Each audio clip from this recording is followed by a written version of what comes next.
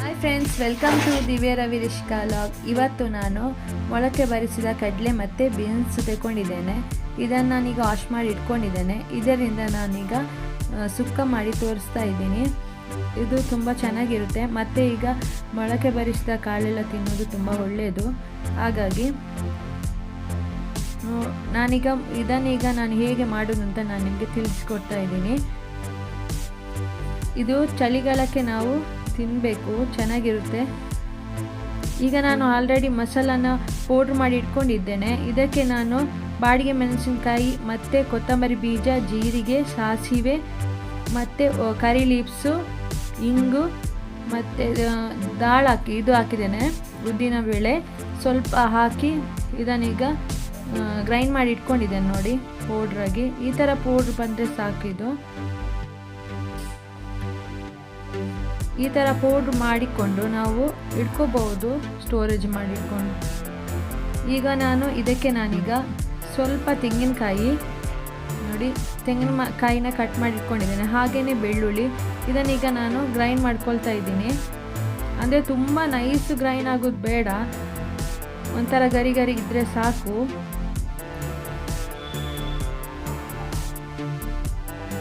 ಈಗ ಇದನ್ನು ನಾನು ಗ್ರೈಂಡ್ ಮಾಡಿ ಆಯಿತು. ನೋಡಿ, ಈಗ ನಮ್ಮದು ಮಸಾಲೆ ರೆಡಿ ಆಗಿದೆ. ನೋಡಿ, ಈ ಥರ ಆದರೆ ಸಾಕು ಇದು. ಇವಾಗ ಇದಕ್ಕೆ ಯಾವುದೇ ಆಯಿಲ್ನ ಯೂಸ್ ಮಾಡ್ಕೊಳ್ತಾ ಇಲ್ಲ. ಈಗ ನಾನು ಇದಕ್ಕೆ ಆನಿಯನ್ ಹಾಕಿದ್ದೇನೆ. ಹಾಗೆಯೇ ನಾನು ವಾಶ್ ಮಾಡಿ ಇಟ್ಕೊಂಡಿದ್ದೆ ಇದನ್ನು ನಾನು ಹಾಕ್ತಾ ಇದ್ದೀನಿ.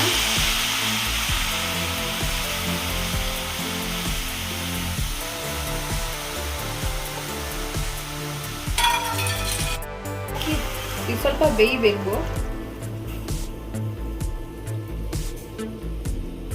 ಈಗ ಇದು ನೀರು ಹಾಕಿ ಸ್ವಲ್ಪ ಒಂದು 15 ಮಿನಿಟ್ಸ್ ಇಡುವ. ಹಾಗೆ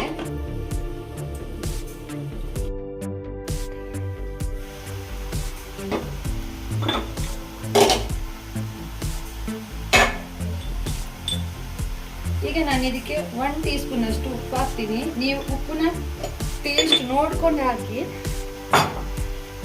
ನಾವು ಫಸ್ಟಿಗೆ ಸ್ವಲ್ಪ ಉಪ್ಪು ಹಾಕಬೇಕು, ಆಮೇಲೆ ನೋಡಿಕೊಂಡು ಇನ್ನೊಂದ್ಸಲ ಕಮ್ಮಿ ಆದರೆ ಹಾಕ್ಬೋದು, ಇಲ್ಲ ಜಾಸ್ತಿ ಆದರೆ ನಾವು ಏನು ಮಾಡಲಿಕ್ಕೂ ಆಗಲ್ಲ. ಇವಾಗ ನಾನು ಇದಕ್ಕೆ ಟರ್ಮರಿಕ್ ಹುಳಿದು ಜ್ಯೂಸ್ ಹಾಕ್ತೇವೆ. ನೋಡಿ, ಸ್ವಲ್ಪ ಹುಣಸೆ ಹಣ್ಣದು.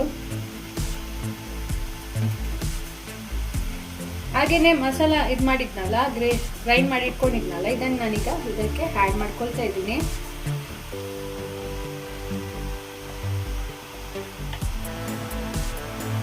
ನಾನಿದಕ್ಕೆ ಒಂದು ಹನಿ ಸಹ ಆಯಿಲ್ ಹಾಕಿಲ್ಲ.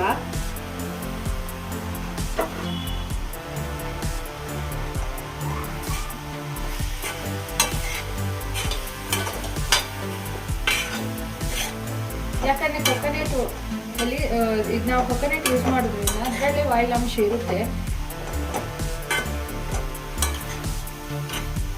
ಇವಾಗ ಸ್ವಲ್ಪ ಹಾಗೇನೆ ಲೋ ಫ್ಲೇಮಲ್ಲಿ ಇಟ್ಟು ಸ್ವಲ್ಪ ಇದು ಮಸಾಲ ಬಿಸಿ ಆಗಬೇಕು.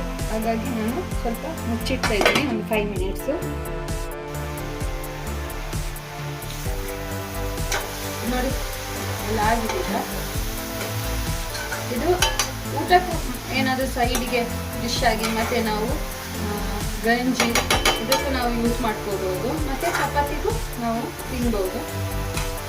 ದೋಸೆ, ಚಪಾತಿ ಈ ಥರ ಚೆನ್ನಾಗಿರುತ್ತೆ. ನೋಡಿ, ಇದರಲ್ಲಿ ಯಾವುದೇ ಆಯಿಲ್ ಹಾಕಲಿಲ್ಲ. ಆದರೆ ನಿಮಗೆ ಆಯಿಲ್ ಹಾಕಿದಾಗೆ ನೋಡಿ ಫೀಲ್ ಆಗ್ತದೆ. ನೋಡಿ, ಆಯ್ತು. ಈಗ ಇದು ರೆಡಿ ಆಗಿದೆ. ಇದಕ್ಕೆ ನಾನು ಸ್ವಲ್ಪ ಅಷ್ಟೇ ಒಂದು 4 ಕೊತ್ತಂಬರಿ ಸೊಪ್ಪನ್ನ ಹಾಕ್ತಾ ಇದ್ದೀನಿ ಅಷ್ಟೇ. ನಮ್ಮದು ಯೂಟ್ಯೂಬ್ ಚಾನಲ್ ನಿಮಗೆ ಇಷ್ಟ ಆಗಿದೆ, ಒಂದು ಲೈಕ್ ಕೊಡಿ, ಸಬ್ಸ್ಕ್ರೈಬ್ ಮಾಡಿ. ಬಾಯ್ ಬಾಯ್.